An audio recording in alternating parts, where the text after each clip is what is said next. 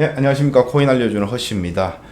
예, 어제 제가 올린 영상에서 또 하락이 한 방 더 남았다라고 이야기를 했는데 어제 또 하락을 했죠. 개미를 살살 꼬시는 거 보니까 하락을 할 것 같았습니다.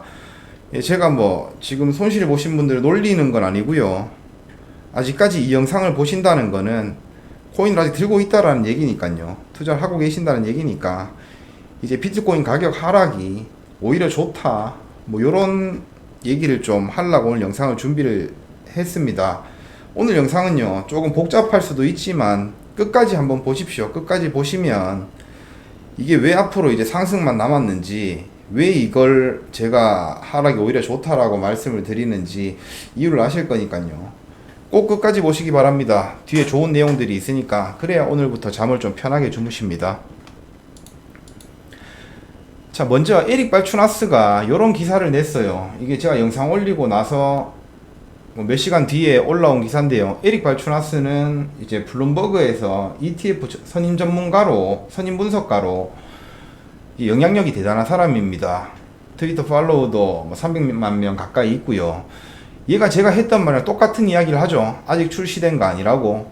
그럼 많은 자금이 들어올 거라고 기대하지 말라고. 그들 5억 달러를 받는 것도 행운이라고. 중국 현지인들은 적어도 공식적으로 이를 구매할 수 없다고. 똑같은 이야기를 하고 있잖아요. 그죠? 제가 영상 올리고 나서 저보다 몇 시간 뒤에 이야기했죠. 그러니까 저한테 악플 다시는 분들은 트위트 가셔가지고 에릭 발추나스한테도 뭣도 모르는 놈이 직장 때려쳐라, 이런 댓글 좀 다시기 바랍니다. 좀 뒤끝이 있어 보이나요? 자, 먼저 제가 말씀드리고 싶은 거는 뭐냐면, 이번 비트코인 하락이요, 전체적으로 봤을 때는 뭐 전쟁 이슈도 있고 뭐 이것저것 있었지만요, 가장 큰 거는 미국의 이제 통화 정책이랑 달러 인덱스 상승을 저는 봅니다. 우리가 고점을 찍고 막 했을 때가 73K 넘어가고 했을 때가 딱 요 시점이거든요. 달러 인덱스가 최하점을 찍었을 때, 그때가 보시면 뭐 3월 13, 12, 11 뭐 요런 식으로 1310원, 1310원, 1310원 뭐 요때였거든요. 근데 지금은 어제 이제 1400원도 돌파했었어요. 1400원 돌파하고 조금 빠졌는데 현재 시간 기준으로 1395원이거든요. 잘 들어야 돼요. 이거 좀 헷갈리니까. 이 얘기를 제가 왜 하냐면요, 지금 세계 기축통화 역할을 하는 게 달러잖아요. 그 달러가 이제 가치 척도의 매개체가 됩니다. 그러니까 비트코인을요, 가격적인 측면으로만 보지 마시고요, 비트코인의 가치를 한번 생각을 해보자 이겁니다. 전고점 73K일 때 달러의 환율은 1310원이었어요. 근데 지금은 1395원이에요. 우리가 생각하는 달러 가격은 얼마입니까? 1300원이거든요. 근데 1400원까지 올라갔다라는 얘기예요. 그 말은 뭐냐면, 하나 기준으로 봤을 때 비트코인의 가격을 측정을 하자면 요 1310원대 73K였으면요, 지금 1395원일 때는 요 때와 똑같은 가치이려면 68.5K라는 얘기입니다. 지금 보면 박스권에서 횡보를 하고 있잖아요. 고점을 뚫고 나서 61K까지, 60K까지 뭐 이렇게 해서 횡보를 하고 있는데요, 지금 생각해보면 고점 뚫고 이 하방에서 횡보하고 있다라고 하지만 가격적인 측면이 아니라 비트코인의 가치적인 측면으로 봤을 때는요, 전고점의 가치는 지금 1400원, 환율 1400원 기준으로 68.5K입니다. 요 중간줄 보이죠? 여기서 지금 고점에서 횡보를 하고 있다라는 겁니다. 예. 저는 가치로 봤을 때는 그렇게 접근을 하거든요. 무조건 가격적으로 73K, 74K를 돌파해야 이게 전고점을 돌파한 게 아닙니다. 그거는 그냥 가격적인 측면만 봤을 때고요. 가치적인 측면으로만 봤을 때는 이미 전고점을 뚫고 계속 횡보하고 있는 겁니다. 하지만 요때 이제 하락을 막 줬죠. 예. 다시 한번 어필하자면, 여기서 영상 올렸고, 여기서 영상 올렸고, 여기서 영상 올렸습니다. 자, 요 부분에 대해서 제가 조금 소설을 써요. 이게 소설이 터무니없는 소설이 아니고요, 저는 거의 99% 맞다라고 생각하는 개인적인 소설입니다. 뭐냐면, 미국의 경제를 움직이는 건요, 월가의 자본들이라는 거는 지금 대부분의 사람들이 다 아실 겁니다. 근데 그 월가가 뭐냐면요, 유대인들이 장악하고 있거든요. 미국은요, 우리나라랑 좀 다르게 정부 기관이 막 이렇게 통화를 찍어내고 금리를 막 이렇게 하고 그런 게 아닙니다. 미국은요, 각 지역별로 12개의 은행이 있습니다. 그 은행들의 소유주는 전부 다 이제 사기업이고요. 사기업, 민간기업이, 근데 그 은행들의 대부분의 소유주는 또 유대인입니다.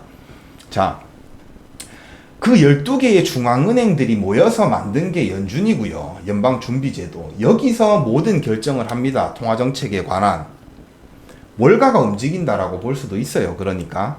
근데 그 월가들은, 자, 지금 파월은 유대인이 아닙니다. 예. 근데 연준 의장이요. 50년 동안 파월 이전에 항상 유대인이었어요. 거의 대부분이.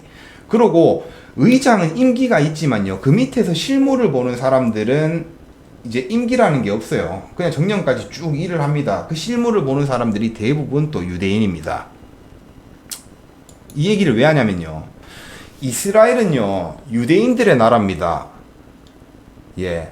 유대인들의 고향이라는 얘기죠. 고국이라는 얘기죠. 그 이스라엘이 이란과에 지금 분쟁이 생겼어요. 근데 이스라엘이 먼저 4월 1일 날 이란 영사관을 폭파시켰죠. 그래서 이란 13명이 죽었죠. 그러고 나서 이란이 보복을 합니다. 우리 이스라엘 공격할 거라고. 지금 사람들이 생각하시기에 진짜 얕은 상식을 가진 사람들은 이란은 되게 군사력이 강한 국가인데 이스라엘이 이란한테 되겠어? 뭐 이런 이야기를 하시는 분들도 계시는데요. 이스라엘은요, 어마어마한 나라입니다. 예, 아무도 못 가불어요. 세계 경제를 쥐락펴락하는 유대인들의 나라입니다. 그래서 이란은요, 이스라엘을 공격하기 일주일도 훨씬 지났죠. 예, 그 전부터 계속 공격할 거라고 예고를 합니다. 그리고 72시간 전에 공격할 거라고 또 이제 주변 국가들한테 다 이야기를 해요. 예. 그래서 이스라엘은 이미 이제 준비를 다 했어요. 예, 보복할 거라고 이제 판단하고 뭐 세계 28개 이스라엘 대사관들을 다 이제 문을 닫고요. 방어 준비를 다 했겠죠. 그러고 나서 미사일을 쏜 겁니다. 그러고 나서 미사일을 쏴가지고 이제 99%는 다 이스라엘이랑 뭐 미국이랑 이렇게 해서 요격을 시켰어요. 예, 무산시킨 겁니다. 나머지 1% 정도만 떨어졌는데요. 그 1% 떨어진 것도 보시면 자, 수송기와 사용하지 않는 활주로, 빈 창고 등이 파손됐다. 피해가 거의 없었거든요. 예.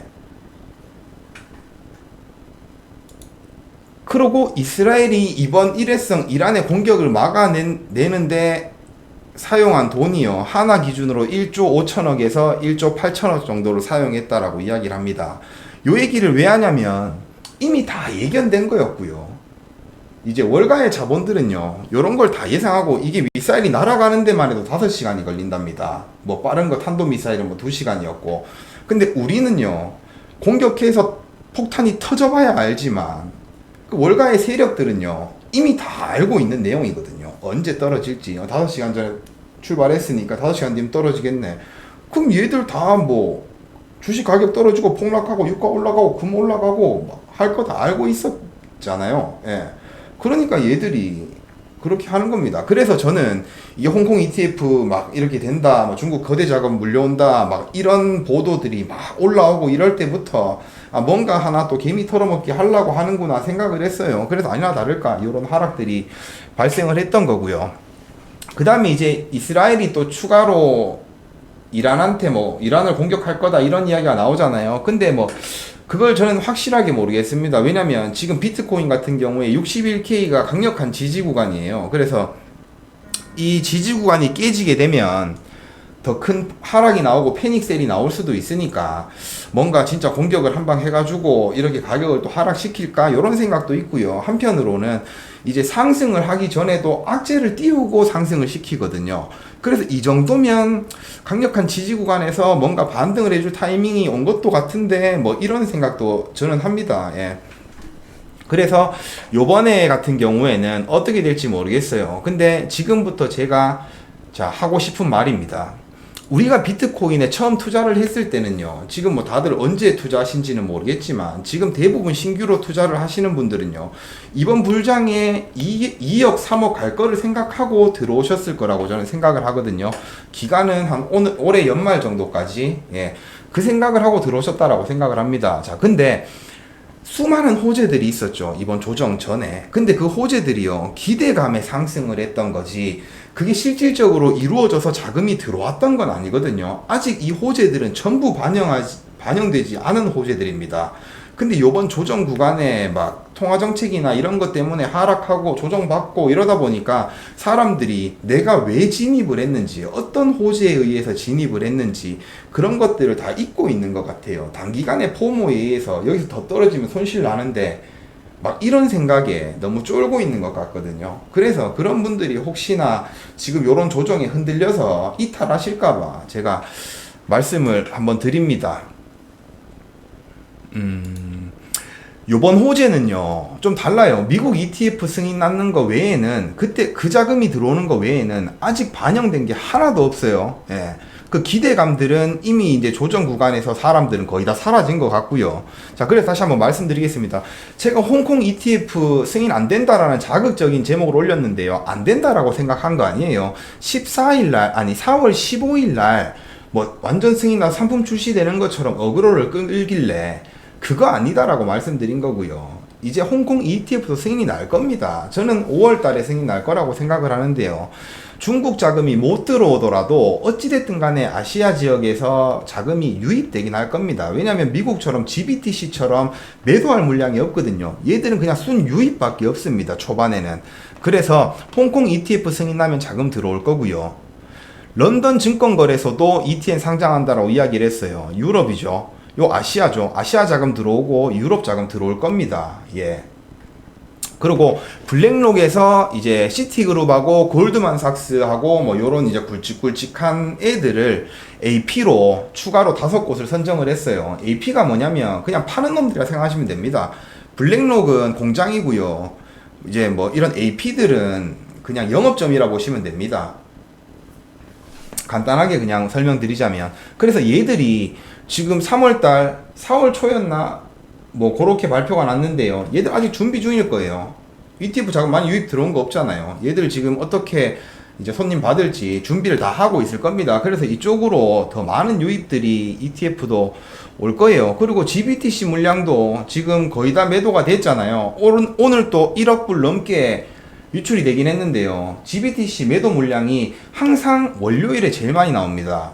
우리나라 시간으로 화요일 아침이죠. 근데 매번 저번주 저저번주 계속 한 3억 불 이상씩 나왔어요. 근데 1억 불이 나왔다고 해서 많아 보이겠지만 그거 월요일로 치면요 엄청 많이 줄어든 겁니다. 그래서 이제 뭐 내일부터 해서 보이죠? 내일부터 해서 GBTC 매도 물량 확 줄어들 겁니다. 예, 그건 제가 확신해요. 자, 근데 GBTC 매도 물량이 이제 거의 다 줄어들고 이제 유출이 많이 안 되고 있는데 그 호재도 사람들은 지금 조금 못 느끼고 있는 것 같더라고요. GBTC 매도 물량 이제 거의 다 끝났습니다. 이제 유입될 것만 남았어요. 자, 그리고 요거 일본에서 아시아판 마이크로 스트래티지를 만든다 뭐 이런 이야기가 또 나왔어요. 그건 뭐냐면 일본이 지금 암호화폐 관련해서 세금이 엄청 비싸잖아요. 뭐 40% 50% 이렇게 되니까 걔들이 현물 투자할 수가 없어요. 그러다 보니까 주식 시장을 이용해서 이제 이런 이제 비트코인 신규 유입을 받겠다 이런 느낌이거든요. 마이크로 스트래티지가 한 것처럼. 예, 발음이 꼬이네요.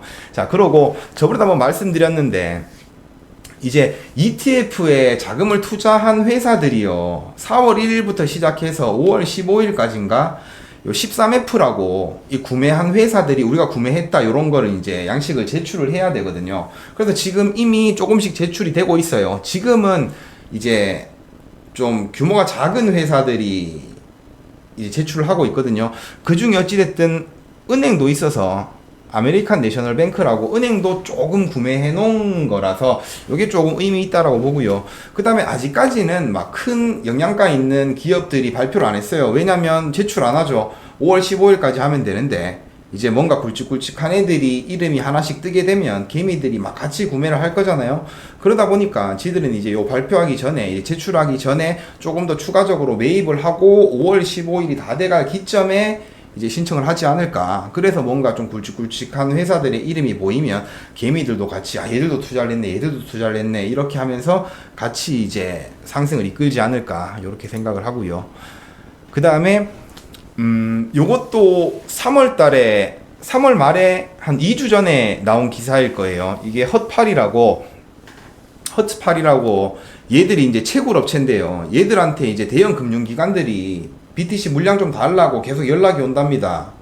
예, 그게 무슨 말이냐면 채굴장 이제 대형 기관들은요 시장에서 BTC를 구매를 하질 않아요. 왜냐면 그래 버리면 유동성이 엄청 커지고 가격이 엄청 펌핑해 버리니까. 그래서 OTC 거래나 블록딜로에서 따로 개인 거래를 합니다.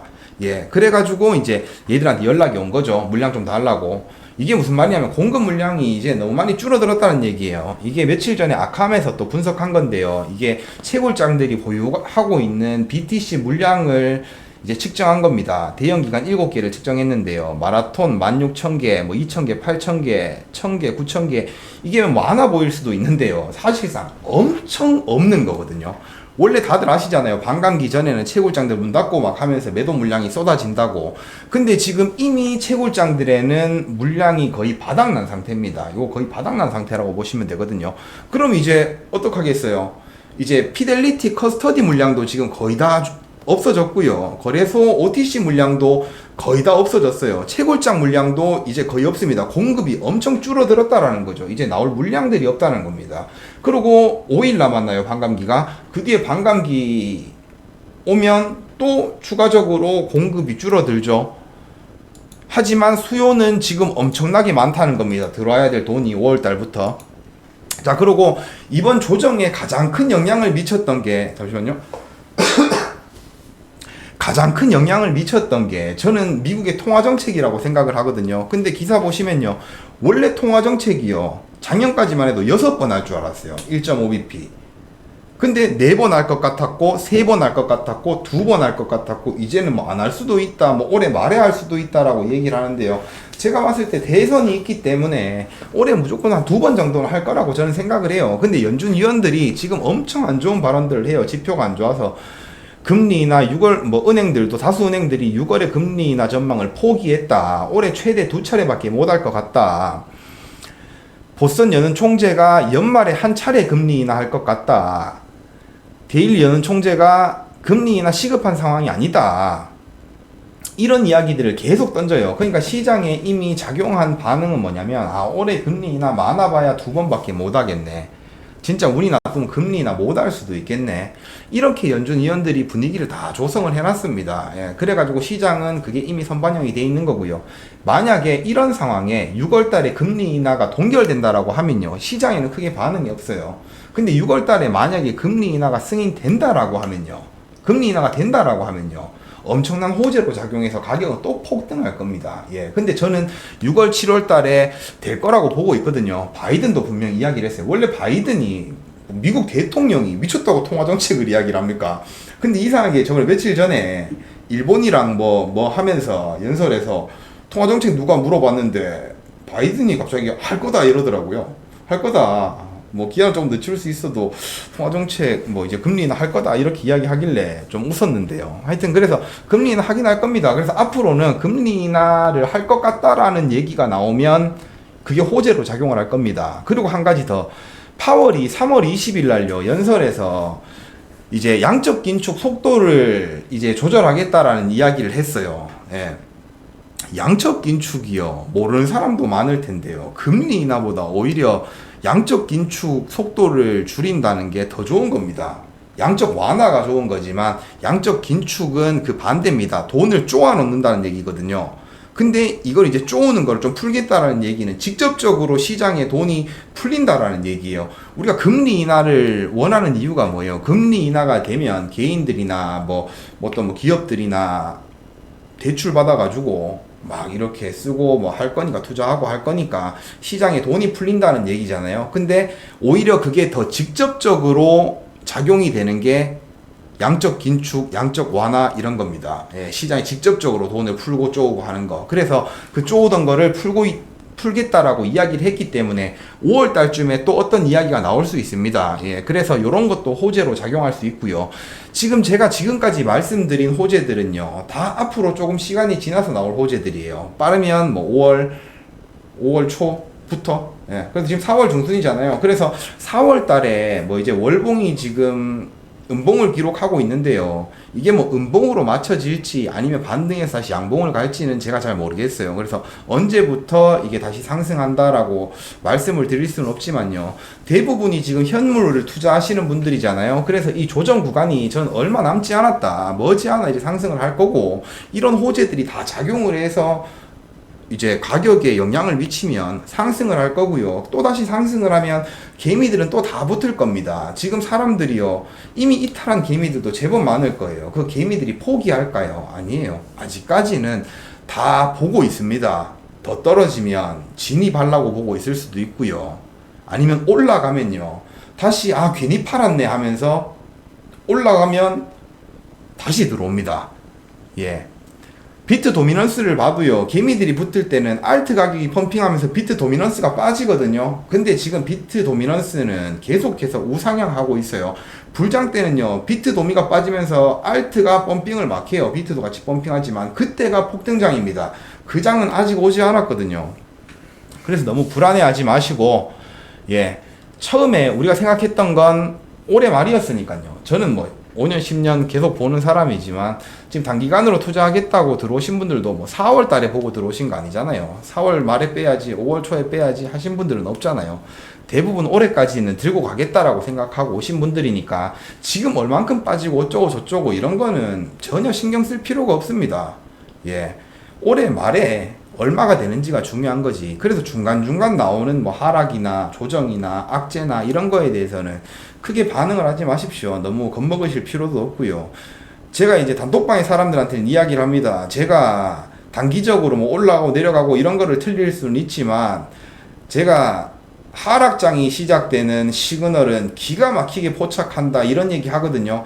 머리 꼭대기에서 제가 말씀드릴 수는 없겠지만 어깨 정도에서는 제가 말씀드릴 수 있다. 다른 건 몰라도 뭐 어떤 알트가 좋은가요? 비트 올라가나요? 막 이런 질문에는 제가 짜증을 내요. 예, 내가 신도 아닌데 단기적으로 그런 거 어떻게 하나하나 다 맞추냐. 그런 걸 나한테 묻지 마라. 일희일비도 하지 말고 그렇게 이야기를 하는데요. 단 한 가지 약속한 게 있어요. 요번 불장이 끝나고 하락 시그널이 왔을 때, 그때는 제가 확실하게 한번 잡아준다 이런 이야기를 자신 있게 좀 한 적이 있거든요. 장담은 할 수 없죠. 하지만 저는 조금 자신이 있습니다. 이제 예, 그러니까요. 하여튼 다들 힘내십시오. 올해 연말에요, 무조건 2억 이상은 갈 겁니다. 예, 저는 진짜 많게는 한 5억 이상도 보거든요. 올해 말까지. 예, 하여튼 그러니까요. 오늘 영상은 조금 길었네요. 20분이 넘었는데요. 하여튼 다들 힘내시고, 제가 또 뭐 이슈가 있으면 또 영상 준비해서 올리겠습니다. 하여튼 다들 힘내시고 스트레스 받지 마시고요. 푹 주무십시오. 마음 편하게 올라갑니다. 예, 그럼 영상 마치겠습니다.